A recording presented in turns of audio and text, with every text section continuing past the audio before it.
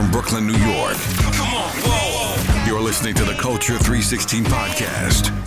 What's going on, everybody? This is Jay the Creative, one of the co-hosts and producers of Culture 316, a podcast where we are pushing the conversation and culture of professional wrestling into the 21st century.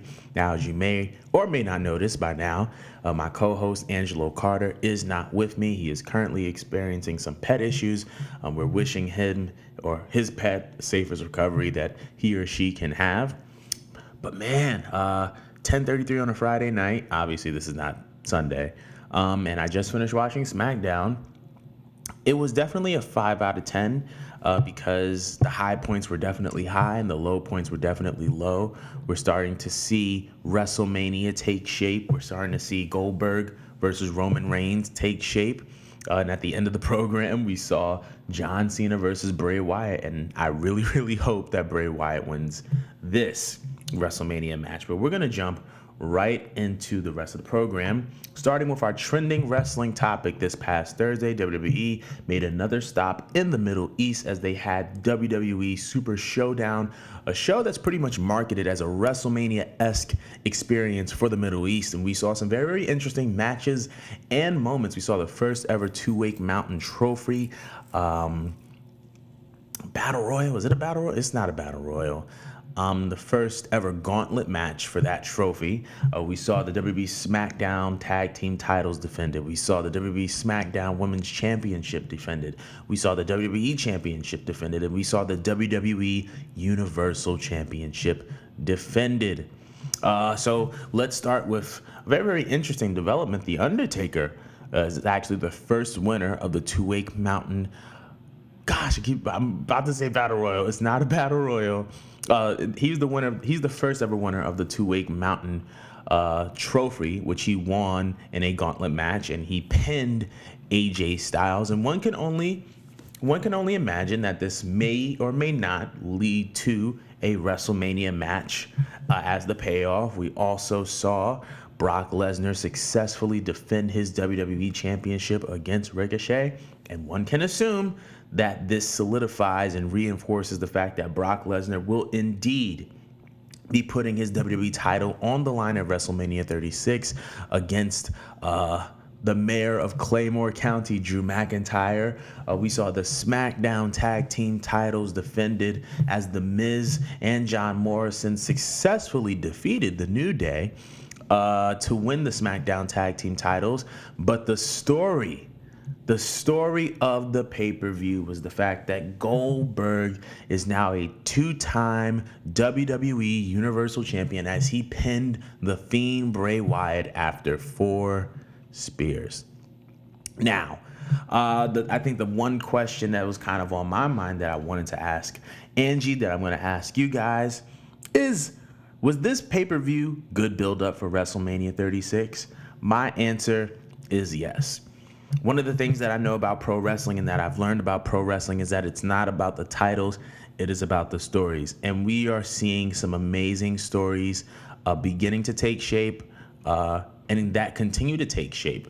The fact that the Undertaker came in a gauntlet match where he was not announced to be a part of, and he pinned a guy that was heavily favored to win the match in AJ Styles. We see something that can contribute to a WrestleMania payoff. And to be completely honest, if there's any guy that I would feel, safe with as far as being in the ring with an Undertaker, it's AJ Styles. This guy is the in-ring performer of this generation. He is the Shawn Michaels, the Bret Hart of this generation. And I believe that Taker and AJ can have a WrestleMania classic. Now, granted, those of you who know The Undertaker know that he hasn't been in the best shape over the past 3 to 4 years, but he looks better now than he ever has. And one can only imagine that he can probably go a little bit of a longer distance than he has in the past 5 to 6 years. So maybe we may see a 30-minute WrestleMania classic. Now, as it pertains to the WWE Championship, once again, Ricochet, it was over before it even started, and honestly, I don't believe that Ricochet was ever going to win the WWE title away from Brock Lesnar. But I feel like this was one of those matches that was in place because it reinforces Brock Lesnar's dominance. Okay, Brock Lesnar is a dominant champion, and I believe that he is going to drop the title at WrestleMania, but you need to give him a good win, a clean win, a quick win before that, because you want him to look like a threat. You want him to look massive, and you want him to look dominant. And what better way than to take out a former United States champion in Ricochet? As it pertains to this Universal Championship win. Whew. Now, here's the thing. At first, I was mad because as a wrestling fan, we have a disdain towards quote unquote part-timers. And I'm going to get to that. But we have a disdain towards part-timers. We have a disdain for Brock Lesnar. We have a disdain for Goldberg. We sometimes even have a disdain for guys like John Cena, even though I believe that he's the GOAT. I honestly do believe that he's the GOAT. But we have a disdain for the part-time guys because we want to see the guys that we know have been in there week in and week out get the recognition and get the titles. But here's something that people may not want to admit. Goldberg is money. Goldberg is box office. And when we're talking about WrestleMania, we are talking about the biggest spectacle in sports entertainment. We're talking about the biggest spectacle in pro wrestling. You want the best wrestling show? Go to TakeOver. WWE already owns a property that is dedicated to giving hardcore pro wrestling fans what they want. If you want that, go to NXT TakeOver Tampa. But when we're talking about big money matches, when we're talking about main attraction, box office style matches, I would much rather give my money to see a Goldberg versus a Roman Reigns than a Roman Reigns versus The Fiend. I just do. Goldberg and Reigns was something that was teased 2 years ago prior to the Royal Rumble. I think prior to Goldberg and Brock Lesnar. I think that they both took out Braun Strowman, was it? I think right before the Royal Rumble. So it's something that has been teased for years now. And Goldberg winning that Universal Championship, it's a very, very interesting decision by Vince. Because you think about it. Goldberg wins the title. If let's just hypothetically say that Bray Wyatt kept the title. Bray Wyatt keeps the title. He's already a fan favorite, even though he's technically a heel. He goes into a match with Roman Reigns, and all the work that they've done for Roman Reigns to be built up as a good guy goes out the window because fans know that if it's Reigns against Wyatt at WrestleMania, Reigns is going to win, and it's going to look like they built Reigns up to just be the champion again. Now, Goldberg is a part-timer. He beats Bray Wyatt. He's the part-timer that beats Bray Wyatt, who is a fan favorite. Then what happens? Goldberg takes the heat. So now Goldberg takes the Universal title. He goes into a title match at WrestleMania. What happens? Goldberg gets the heat. So now Goldberg can come in as a babyface and be cheered, or he can go in as the heel and it'll still work. And it's almost as if Vince just kind of messed with the fans. It was just like, oh, so y'all, all right, bet, I got y'all. So now he essentially put Goldberg in a situation where he put the fans in a situation. I don't even want to say Goldberg. He put the fans in a situation where it's like, okay, like pick the lesser of the two evils. And 9 times out of 10, people are going to dislike Goldberg before they dislike Roman Reigns. But overall, if the question is, does this pay-per-view help with building the story for WrestleMania 36? And I believe that it does. I believe that we now have a WWE title match that has been solidified, a WWE Universal match that has been solidified. And when you have the two biggest titles in the company on a clear direction heading for WrestleMania 36, there's very, very little that can go wrong. As it pertains to the Elimination Chamber, I believe that that is going to do the rest of the heavy loading, especially when it comes to the Raw Women's Championship, pertaining to the build-up for WrestleMania 36. But I believe that coming out of this pay-per-view, we have a good amount of stories that are going to carry us over the next month and a half of WWE programming that are going to lead us right into WrestleMania 36. And I'm very excited. And if you're excited, I definitely want to hear you guys. So be sure to comment below, subscribe, and let us know how you feel. Now we're going to go to the next topic. Pardon me. But this is also related to WWE Super Showdown. This is part of our segment Big Up, and we want to give a big up to the women in WWE because this past Thursday, Bayley faced Naomi for the WWE SmackDown Women's Championship. This marked the first time ever a women's championship was defended in the Middle East. And the question is, how important is this milestone, and how much more does it mean that both women who competed in the match were women of color? This is huge for women and for women of color, and the fact that we're ending Black History Month off with this and starting Women's History Month with this is huge. If you guys didn't know, WWE had their first women's match. I don't know if it was Crown, they called it Crown Jewel or Super Showdown, but it was between Natalya and Lacey Evans at the last WWE Saudi event. And they made history as the first ever women's match. So obviously that's in the books. You need another first. And like, what better two athletes to have a first ever women's championship match, at least hosted by WWE, than with Naomi and Bayley. Naomi is red hot ever since the Royal Rumble. She's been back, and she's gone viral multiple times on some pretty popular Black-owned social media platforms, such as the Shade Room, such as Spiritual Word. And Bayley has just been a pretty dominant, credible champion, even though she lost the Survivor Series to Shayna Baszler.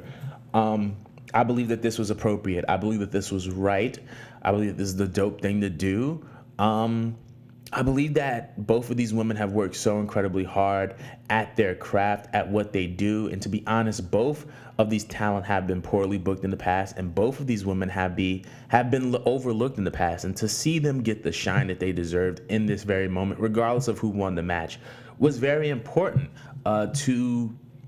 It was very important to Saudi Arabia. It was very important to WWE. And I believe that it was very important to both Naomi and Bayley, because not only does it set an example and give hope and inspire women in Saudi Arabia, it inspires women of color back in the United States. Things are still not pretty on our behalf.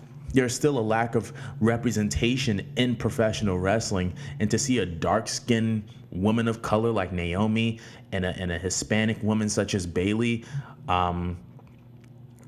be or make history like that, and to be women of color, I think it's just very, very important. It's very, very significant, and I'm super proud of both women. So big up to Naomi, big up to Bayley. If you want to big it up with us, then be sure to comment below and subscribe to the podcast. Also, I want to take this opportunity to thank all of our listeners, all of our viewership, YouTube, Facebook, Spotify, Apple, Google Podcasts, iHeartRadio, Stitcher, anywhere where podcasts can be streamed. And we also encourage you to follow Culture 316 on all social media platforms. That's Instagram, Twitter, and Facebook. Keep up to date with everything pertaining to the show and everything pertaining to pro wrestling in the 21st century. So now we're going on to a new segment called Really Though? And essentially, this examines the validity of a statement made by a top professional wrestling superstar. And we're going to examine something said by Johnny Gargano, who is an NXT superstar, and he's currently engaged in a pretty engaging feud against Tommaso Ciampa. Recently, Johnny Gargano had an encounter with TMZ, and he said that NXT currently has the best pro wrestling product on the planet. And he says that you're dumb if you think that NXT is inferior to Raw and SmackDown. Now, the question is, really though? Is NXT really the best pro wrestling product in the world? And I say yes. Now, people say that it's a given that NXT is the best wrestling product in WWE, considering the lack of credible decisions made by creative on both Raw and SmackDown. But here's something that I will tell you. I believe that NXT is better than New Japan Pro Wrestling. I believe that NXT is better than Ring of Honor. I believe that NXT is better than All Elite Wrestling. I do. And I think that that's something that a lot of hardcore pro wrestling fans aren't going to like. But to me, it's the truth. When we're talking about great pro wrestling matches, when we're talking about dream matches, and we take that and we merge it with good storytelling, I don't think that anybody does it better than NXT. And when I say storytelling, I don't mean just in the ring, but I mean build up to certain matches, build up to certain pay-per-views. I don't think that there is anything better than NXT. And on top of that, so I'll start with this. I have not seen a feud that has had a better build-up and better match sequence than Johnny Gargano versus Tommaso Ciampa. The only feud to me that comes close is Kazuchika Okada versus Kenny Omega. And they have had, I feel like their matches are the best matches in like a trilogy. But when it comes to outside of the ring, I don't think that those matches had the best buildup that they could have. I believe that Gargano versus Ciampa had a better holistic buildup to that match than Okada versus Omega. That's just my opinion. I also believe that NXT is the brand because I believe that their brand has been defined. I also believe that when it comes to NXT, they just have a way of sustaining momentum the way that no other brand in pro wrestling has. Let's face it, when Bullet Club left Ring of Honor and New Japan Pro Wrestling, both companies took a hit. And you could see it. You could see it when New Japan went to Dallas for the G1. It was not packed, wasn't even close. And to be completely honest, the reason why Ring of Honor and New Japan Pro Wrestling's G1 Supercard did so well last year in New York is because a lot of people bought tickets because they believed that the Bullet Club was going to be there. They believed that the Young Bucks were going to be there. They believed that Kenny Omega was going to be there. And part of the reason why All Elite Wrestling is successful is just because of the acquisition of that talent. That's a whole different story, but a whole different day. But I believe that a brand that can sustain momentum has longevity. And the fact that NXT is just able to replace people and to not just replace people, but to build new stars successfully, and then they're able to become stars in their own right and carry the brand. If any other organization lost Finn Balor, they probably would have lost momentum. But they had Johnny, they had Tommaso, they had Adam Cole, they had all these guys picking up the pieces. And the NXT that we're seeing now is better than the NXT that we saw 5-6 years ago. I don't remember a faction in NXT that was as good as the Undisputed Era. I don't remember a trilogy of matches in NXT that was better than Gargano and Ciampa. I don't. I really freaking don't. I believe that NXT is the best pro wrestling platform, brand on the planet, period. And if you guys agree with me or don't agree with me, be sure to comment below and we can get into it. Now, we are almost at the end of the show, but I do want to, this is not a segment. This is just kind of like something random that I kind of thought about and we didn't really get a chance to talk about during the show. But we are officially at the 1-year mark of the launch of All Elite Wrestling. And since its inception, they've acquired talent such as Jon Moxley, Chris Jericho, and others. They've held 5 pay-per-views, like 5 or 6, and they've launched their weekly program in Dynamite, which has allowed them to sign a multi-year, multi-platform extension with Warner Media until 2023. We can only assume that means that they will be on TNT until 2023. And I think that the question is, with a year in the books, is AEW legit? I will say this, AEW is legit. And I believe that WWE wants to compete with AEW through NXT because of one thing and one thing only. It doesn't really have much to do with the talent, because if you guys remember Impact and all these other companies, they had the capital to get talent. At one point, Impact or TNA could have gotten Edge. They had Hulk Hogan and Eric Bischoff. They have had the big names. I feel like what threatens WWE about AEW is the business minds behind AEW. And I'm not talking about Cody or Kenny or the Young Bucks. I'm talking about Tony Khan. The Khan family is balling. The Khan family has bread. They are caked up. And they own the Jacksonville Jaguars. They believe that they also own a soccer team. And they have the business brains to build a brand with longevity. They're not like Ted Turner. You know what I mean? They build. Not only do they buy, but they build and they sustain. And if you look at the AEW product within the year, they've been able to get brand partnerships and brand sponsorships, and they've been able to get product placement, and they've been able to be a part of other programs in Turner, in Warner. They just announced that AEW action figures are coming sometime in the spring, and the fact that they're able to do all of these things within a year of its inception, not even within 6 months since they've been on the air, is a huge accomplishment. So once again, I don't even think that it's a matter of the fact that they have the best bout machine. I don't think that it's a matter of the fact that they have all this talent. I think that that's a part of it, but I think that part of the reason why WWE is moving the way that it is moving when it pertains to All Elite Wrestling is because they know that the Khan family is filled with amazing business minds that know how to build and sustain companies. They are fiscally responsible, they are young, they are fresh, they have a pulse on what's hot, and usually when you have all these things, it tends to lead to a lot of money. But I digress. If you believe that All Elite Wrestling is a legit wrestling brand, if you think that it is a healthy alternative, and if you think that they have a future in the business, definitely comment, tell us how you feel. And today in pro wrestling, I'm going to be going over the card of a pay-per-view by this little company called Extreme Championship Wrestling, of a pay-per-view that they did in 1998, emanating from Asbury Park, New Jersey, Living Dangerously. So the first match on the card, I'm trying to tap into this. Hold on. Chris Chetty and Jerry Lynn versus Little Guido and Tracy Smothers. We have Masato Tanaka versus Doug Furnace. We have Rob Van Dam versus Too Cold Scorpio. We have New Jack and Spike Dudley versus Bubba Ray Dudley, Devon Dudley, Axel Rotten, and Balls Mahoney. We have Tommy Dreamer versus Just Incredible. We have Bam Bam Bigelow versus Taz.